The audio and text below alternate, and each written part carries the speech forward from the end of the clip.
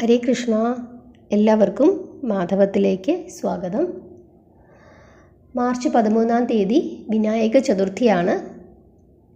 നമുക്കറിയാം, എല്ലാ മാസവും 2 ഏകാദശികളുണ്ട്, 2 പ്രദോഷങ്ങളുണ്ട്, 2 ഷഷ്ടിയുണ്ട്. ഇതെല്ലാം നമുക്കറിയാം. അതേപോലെ തന്നെ 2 ചതുർത്ഥി തിഥികളുമുണ്ട്. ഇപ്പോൾ വരുന്നത് വിനായക ചതുർത്ഥിയാണ്. ഇനിയൊരു ചതുർത്ഥിയും കൂടെ വരും. അത് സങ്കടഹര ചതുർത്ഥി അല്ലെങ്കിൽ സംകഷ്ടി ചതുർത്ഥി. അങ്ങനെ 2 ചതുർത്ഥികളാണ് നമ്മൾ ആചരിക്കുന്നത്. അപ്പോൾ മാർച്ച് 13-ാം തീയതി വരുന്ന വിനായക ചതുർത്ഥി വലിയ വിശേഷമാണ്. അന്ന് നമ്മൾ വിനായക ഭഗവാനെ വിളിച്ച് പ്രാർത്ഥിക്കുന്നത് വലിയ വലിയ ഫലത്തെ പ്രദാനം ചെയ്യും. കാരണം നമ്മൾ എന്ത് കാര്യം ചെയ്യുന്നതിന് മുമ്പായിട്ടും നമ്മൾ ആരെയാണ് ആദ്യം പ്രാർത്ഥിക്കുന്നത്? ഭഗവാൻ വിഘ്നേശ്വരനെയാണ് പ്രാർത്ഥിക്കുന്നത്. എന്തിനാണ് നമ്മൾ വിഘ്നേശ്വരനെ പ്രാർത്ഥിക്കുന്നത്? ആ വാക്കിൽ തന്നെയുണ്ട്, വിഘ്നങ്ങളെല്ലാം അകറ്റുന്നതിന് വേണ്ടിയിട്ട്. ഇപ്പോൾ നമ്മളൊരു പുതിയ വീട് വെച്ചിട്ട് നമ്മൾ ആ വീടിൻ്റെ ഗൃഹപ്രവേശം നടത്തുന്ന സമയത്ത് നമ്മൾ എന്ത് ചെയ്യും? ആദ്യം ഗണപതി ഹോമം നടത്തും, പാറ്റുകൾ പൊങ്കാലയിടുന്നു. അതിന് മുമ്പായിട്ട് നമ്മൾ എന്ത് ചെയ്യും? ഭഗവാൻ വിഘ്നേശ്വരന് ഗണപതി ഒരുക്ക് വെക്കും. അപ്പോൾ എന്ത് കാര്യം ചെയ്യുന്നതിന് മുമ്പായിട്ട് നമ്മൾ ഭഗവാൻ വിഘ്നേശ്വരനെ ഒന്ന് പ്രാർത്ഥിക്കും. നമ്മളൊരു പ്രാർത്ഥന തുടങ്ങും, സന്ധ്യാപ്രാർത്ഥന തുടങ്ങുന്നതിന് മുമ്പ് നമ്മൾ ആദ്യം ആരെയാണ് പ്രാർത്ഥിക്കുന്നത്? വിഘ്നേശ്വരനെയാണ് പ്രാർത്ഥിക്കുന്നത്. അപ്പോൾ എല്ലാ കാര്യങ്ങളും നമുക്ക് ഭംഗിയായി നടന്നു പോകുന്നതിനായിട്ട് സകല വിദ്യാകാരകനായ വിഘ്നേശ്വരനെ നമുക്ക് പ്രാർത്ഥിക്കേണ്ടതായിട്ടുണ്ട്. അതുകൊണ്ട് തന്നെ പ്രത്യേകിച്ച് ഈ ചതുർത്ഥി തിഥികളിൽ ഭഗവാനെ വിളിച്ച് പ്രാർത്ഥിക്കുന്നത് വലിയ വിശേഷമാണ്. വലിയ വിദ്യയുള്ളവനാണ് ഭഗവാൻ, ബുദ്ധിയുള്ളവനാണ്, ആനത്തലയുള്ളവനാണ്, അല്ലേ? അപ്പം അതുകൊണ്ട് തന്നെ കുട്ടികളെയൊക്കെ കൊണ്ട് ഭഗവാനെ വിളിച്ച് പ്രാർത്ഥിപ്പിക്കുന്ന വലിയ വിശേഷമാണ്. അവരുടെ പേര് നാളുമൊക്കെ പറഞ്ഞ് വിദ്യാ ഗോപാലാർച്ചനയൊക്കെ ചെയ്യിപ്പിക്കുന്നത് വലിയ വിശേഷമാണ്. ഭഗവാന് ഗണപതി ഹോമമൊക്കെ അവരുടെ പേരിലൊക്കെ നടത്താം. പഠിക്കാനൊക്കെ ഇച്ചിരി ബുദ്ധി കുറഞ്ഞിട്ട്, അതായത് ചിലപ്പോൾ മടി പിടിച്ചിട്ടോ ബുദ്ധി കുറഞ്ഞിട്ടോ ഒക്കെ ഉള്ള ആളുകൾ കാണും, ഇല്ലേ? ചിലർക്ക് ചില വിഷയങ്ങൾക്ക് ഇച്ചിരി പഠിക്കാൻ പാടൊക്കെ കാണും. അപ്പോൾ അങ്ങനെയുള്ള കുട്ടികളുടെയൊക്കെ പേര് നാളുമൊക്കെ പറഞ്ഞ് ഗണപതി ക്ഷേത്രത്തിൽ വഴിപാട് നടത്തുന്ന വലിയ വിശേഷമാണ്. അവർക്ക് ബുദ്ധി വർദ്ധിക്കും, അല്ലെങ്കിൽ അവരുടെ മടിയൊക്കെ മാറും. അങ്ങനെ കുട്ടികൾക്ക് വേണ്ടിയിട്ട് വലിയ വിശേഷമാണ് ഭഗവാനെ. നമ്മൾ സാധാരണ അങ്ങനെ ചെയ്യാറില്ല, പക്ഷെ ചെയ്യണം എല്ലാവരും.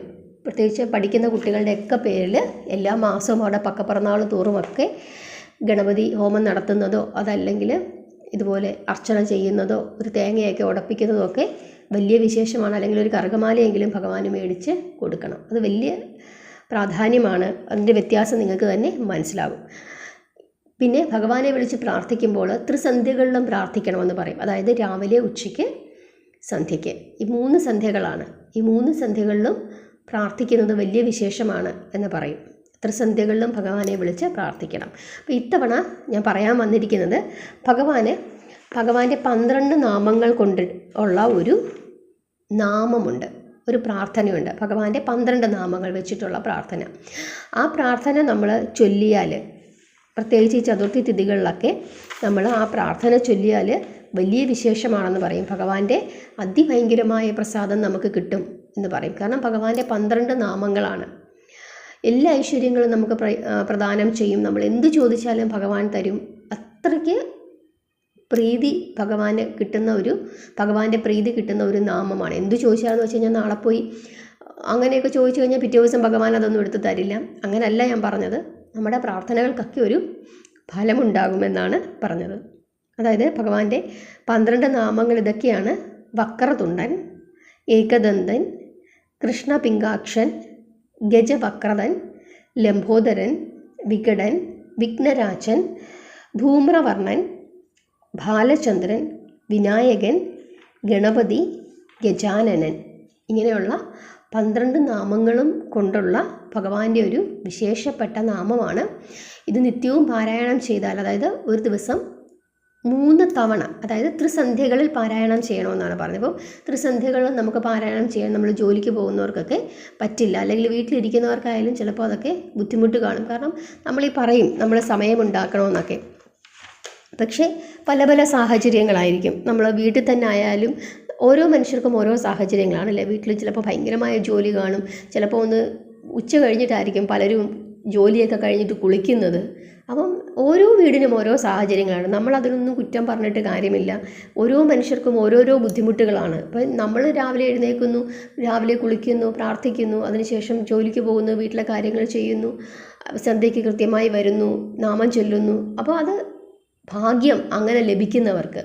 അതല്ലാതെ കഷ്ടപ്പെടുന്ന ആയിരക്കണക്കിന് മനുഷ്യരുണ്ട്. ഒരു നേരം ഒന്ന് വിളക്ക് കത്തിച്ച് തൊഴാൻ പോലും പറ്റാത്ത മനുഷ്യർ നമ്മുടെ ഭൂമിയിലുണ്ട്. അപ്പോൾ അവർക്കൊക്കെ വേണ്ടിയിട്ട് നമുക്ക് ഈ ത്രിസന്ധികളിലും പ്രാർത്ഥിക്കണമെന്നൊന്നും പറഞ്ഞു കഴിഞ്ഞാൽ പറ്റില്ല. അല്ലാത്തവർക്കൊക്കെ വീട്ടിലൊക്കെ ഇരുന്ന് സ്വസ്ഥമായൊക്കെ ഇരുന്ന് മറ്റു ജോലികളൊന്നുമില്ല, റിട്ടയർമെൻറ്റ് ലൈഫിലൊക്കെ ആയിരിക്കുന്ന ആളുകൾക്കൊക്കെ പ്രാർത്ഥിക്കാം. അതല്ലാത്തവർ എന്തു തന്നെയായാലും 3 തവണ പ്രാർത്ഥിക്കണം. സമയം കിട്ടുന്നെങ്കിൽ 3 തവണ പ്രാർത്ഥിക്കുന്നത് വലിയ വിശേഷമാണ്. പ്രത്യേകിച്ച് ഈ ചതുർത്ഥി തിഥികളിലും ബുധനാഴ്ച ദിവസമൊക്കെ ഭഗവാന് ഈ നാമം 3 തവണ പ്രാർത്ഥിക്കുന്നത് വലിയ വിശേഷമാണ്. ഈ 12 നാമങ്ങൾ കൊണ്ടുള്ള പ്രാർത്ഥനയാണ്. അതിങ്ങനെയാണ്, ഞാൻ നിങ്ങൾക്ക് എഴുതിത്തരാം, ഡിസ്ക്രിപ്ഷൻ ബോക്സിൽ കൊടുക്കാം. കാരണം അത് വലിയ പ്രാർത്ഥനയാണ്. അതുകൊണ്ട് ഡിസ്ക്രിപ്ഷൻ ബോക്സിൽ എഴുതിത്തരാം. എന്നിട്ട് അത് കമൻറ്റ് ബോക്സിൽ പറ്റുന്നെങ്കിൽ ഞാനൊന്ന് പിൻ ചെയ്തിട്ടേക്കാം. അപ്പോൾ അത് നോക്കി നിങ്ങൾ ചൊല്ലിയാൽ മതി. 3 തവണ ചൊല്ലാൻ ശ്രമിക്കണം. പ്രണമ്യ ശിരസാദേവം ഗൗരീപുത്രം വിനായകം ഭക്താവാസം സ്മരേ നിത്യം ആയുർകാമാർത്ഥസിദ്ധയേ. പ്രഥമം വക്രതുണ്ടം ച ഏകദന്തം ദ്വിതീയകം തൃതീയം കൃഷ്ണപിംഗാക്ഷം ഗജവക്ത്രം ചതുർത്ഥകം ലംബോദരം പഞ്ചമം ച ഷഷ്ടം വികടമേവ ച സപ്തമം വിഘ്നരാജം ച ധൂമ്രവർണം തഥാഷ്ടമം നവമം ബാലചന്ദ്രം ച ദശമം തു വിനായകം ഏകാദശം ഗണപതിം ദ്വാദശം തു ഗജാനനം. ദ്വാദശൈതാനി നാമാമി ത്രിസന്ധ്യം യ പടേന്നരഃ ന ച വിഘ്നഭയം തസ്യ സർവസിദ്ധികരം പരാ. വിദ്യാർത്ഥി ലഭതേ വിദ്യാം ധനാർത്ഥി ലഭതേ ധനം പുത്രാർത്ഥി ലഭതേ പുത്രാൻ മോക്ഷാർത്ഥി ലഭതേ ഗതിം. ജപേത് ഗണപതി സ്തോത്രം ഷഡ്ഭിർമാസൈ ഫലം ലഭേത് സംവത്സരേണ സിദ്ധിഞ്ച ലഭതേ താത്ര സംശയഃ. അഷ്ടഭ്യോ ബ്രാഹ്മണേഭ്യശ്ച ലിഖിത്വായ സമർപ്പയേത് തസ്യ വിദ്യാ ഭവേത് സദ്യോ ഗണേശസ്യ പ്രസാദഃ. അപ്പോൾ ഈ നാമം കേട്ടപ്പോൾ തന്നെ നിങ്ങൾക്ക് മനസ്സിലായല്ലോ എന്തൊക്കെയാണ് ഫലമെന്ന്. അതായത് വിദ്യാർത്ഥി ലഭതേ വിദ്യാം, വിദ്യാർത്ഥിക്ക് എന്ത് ലഭിക്കുന്നു? വിദ്യ ലഭിക്കും. ധനാർത്ഥി ലഭതേ ധനം, ധനം ആഗ്രഹിക്കുന്ന ആളുകൾക്ക് എന്ത് ലഭിക്കും? ധനം ലഭിക്കും. പുത്രാർത്ഥി ലഭതേ പുത്രാൻ, പുത്രനെ ആഗ്രഹിക്കുന്നവർക്ക് എന്ത് ലഭിക്കും? പുത്രനെ ലഭിക്കും. മോക്ഷാർത്ഥി ലഭതേ ഗതി, മോക്ഷം ആഗ്രഹിക്കുന്നവർക്ക് അതും ലഭിക്കും. അപ്പോൾ എന്താഗ്രഹിക്കുന്നു, എന്താഗ്രഹിച്ചാണോ നമ്മൾ ഭഗവാനെ വിളിച്ച് അപേക്ഷിക്കുന്നത്, ഭഗവാന്റെ ആ പാദങ്ങളിൽ ശരണം പ്രാപിക്കുന്നത്, ഭഗവാൻ അത് നമുക്ക് തരുമെന്നാണ് പറയുന്നത്. അതുകൊണ്ട് എല്ലാവരും വിഘ്നേശ്വരനെ വിളിച്ച് പ്രാർത്ഥിക്കുമ്പോൾ ഈ നാമവും കൂടി എഴുതിയെടുത്തിട്ട് നിങ്ങൾക്ക് സമയം കിട്ടുമ്പോഴൊക്കെ ഈ നാമവും കൂടി ജപിക്കുക. അപ്പോൾ നമ്മൾ പലതരത്തിലുള്ള നാമങ്ങൾ, ഇപ്പം ഞാൻ ഈ പല നാമങ്ങൾ പറഞ്ഞു തരുന്നത് എന്തിനാണ്? കാരണം സാധാരണ നമ്മൾ സ്ഥിരമായി പ്രാർത്ഥിക്കുന്ന കുറച്ച് നാമങ്ങൾ കാണും ഇല്ലേ? അപ്പോൾ ചിലരാണെങ്കിൽ ഓം ഗംഗണപതിയെ നമയെന്ന് മാത്രമായിരിക്കും പ്രാർത്ഥിക്കുന്നത്, ചിലർ വക്രതുണ്ട ജപിക്കാറ് കാണും. അപ്പോൾ അല്ലെങ്കിൽ പല നാമങ്ങൾ ജപിക്കാറുണ്ട്. അപ്പോൾ അതേപോലെ തന്നെ അല്ലെങ്കിൽ ഏകദന്തം മഹാകായം ഇതൊക്കെ വളരെ വിശേഷപ്പെട്ട നാമങ്ങളാണ്. അപ്പം അതുകൂടാതെ ഈ ഒരു നാമവും കൂടി എഴുതിയെടുത്ത് വെച്ചാൽ വിശേഷ ദിവസങ്ങളിലും അതല്ലെങ്കിൽ നമ്മുടെ കുഞ്ഞുങ്ങളുടെ പിറന്നാൾ വരുന്ന ദിവസങ്ങളിലും ചതുർത്ഥി ദിവസങ്ങളിലും ബുധനാഴ്ച ദിവസങ്ങളിലുമൊക്കെ ഭഗവാന്റെ ഈ 12 നാമങ്ങൾ കൊണ്ടുള്ള ഈ നാമം ജപിക്കുന്നത് വലിയ വിശേഷമാണ്. പ്രത്യേകിച്ച് ചിലരോടൊക്കെ പറയും, ചിലരൊക്കെ ജ്യോതിഷന്മാരുടെ അടുത്തൊക്കെ പോയി നോക്കുമ്പം ഗണപതി ഹോമം നടത്തുക, ഗണപതി പ്രീതി നടത്തുക എന്നൊക്കെ പറയും. അങ്ങനെയുള്ളവരൊക്കെ ഈ നാമവും കൂടെ നമ്മുടെ വീട്ടിലിരുന്നിട്ട് പ്രാർത്ഥിക്കുന്നത് വലിയ വിശേഷമാണ്. നമുക്ക് എല്ലാ ഐശ്വര്യങ്ങളും ഭഗവാൻ തരും. കാരണം വിഘ്നേശ്വരനെ വിളിച്ച് പ്രാർത്ഥിച്ചാൽ മാത്രം മതി. അതിനുള്ള ഏറ്റവും വലിയ തെളിവാണല്ലോ നമ്മുടെ പഴവങ്ങാടി ക്ഷേത്രം ഇല്ലേ? എത്ര മനുഷ്യരാണ്! അപ്പോൾ ചുമ്മാതെ മനുഷ്യർ വരുമോ? ഒരു ക്ഷേത്രത്തിലേക്ക് ഇത്രയും മനുഷ്യർ വന്ന് പ്രാർത്ഥിക്കുകയും തേങ്ങ അടിക്കുന്ന ശബ്ദം കേൾക്കാത്ത ഒരു സമയമില്ല. അപ്പോൾ ഇത്രയും ആളുകൾ ഇത് ചെയ്യണമെങ്കിൽ അവർക്ക് അത്രത്തോളം ഭഗവാനെ വിശ്വാസമുള്ളതുകൊണ്ടാണ്. അത്രത്തോളം അനുഭവങ്ങൾ അവർക്ക് അവരുടെ ജീവിതത്തിൽ ഉണ്ടായിക്കാണും. അതുകൊണ്ടാണ് വീണ്ടും വീണ്ടും അവരിങ്ങനെ ഭഗവാനെ തേടി വരുന്നത്. അപ്പോൾ എല്ലാവരും ചതുർത്ഥി ദിവസം മറക്കാതെ ഭഗവാനെ വിളിച്ച് പ്രാർത്ഥിക്കുക. ഭഗവാന്റെ ഈ നാമം എഴുതിയെടുത്തിട്ട് ഭഗവാനെ ഈ നാമം കൊണ്ട് 3 തവണ ജപിച്ച് ഈ നാമം കൊണ്ട് ഭഗവാനെ പ്രാർത്ഥിക്കുന്നത് വലിയ വിശേഷമാണ്. പ്രാർത്ഥിച്ചു തുടങ്ങുമ്പോൾ നമ്മൾ പിന്നെയും പിന്നെയും പ്രാർത്ഥിച്ചോളും.